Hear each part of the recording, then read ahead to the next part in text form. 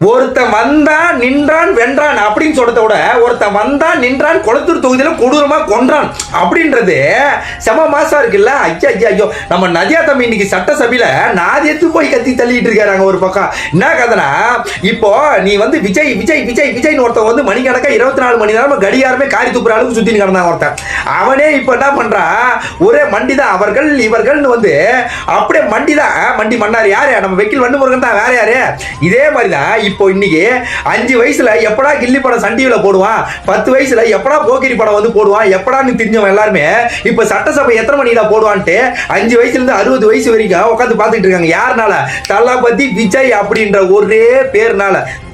தீய சக்தின்னு சொல்றீங்க நீங்கள், ஊழல் சக்தி. ஆமா, மக்கள் தான் சொல்றாங்க. எப்ப மக்கள் சொன்னாங்க? எங்களுக்கு எதுவும் தெரியல. யாருன்னா ஒரு மக்கள் சொன்னதை எங்க தூக்கி காமிங்க பாப்பா. அப்படியே மக்கள் சொல்லியிருந்தாலும் அவனை பின்னாடி வந்து குண்டி பக்கம் திருப்பி பார்த்தா சிவப்பு கருப்பு போட்ட ஒரு கோடு இருக்கு. ஆமா, எல்லாம் யாரு? நம்ம ஆளுங்க தான், பட்டாப்பட்டி வீரர்கள் தான். அப்படியே பாயிண்ட் எட்டி பார்த்தா 10 பாயிண்ட் பட்டசாலையா அப்படியே இருக்கா. இதை வச்சா தெரியுடா யாரு மக்கள்.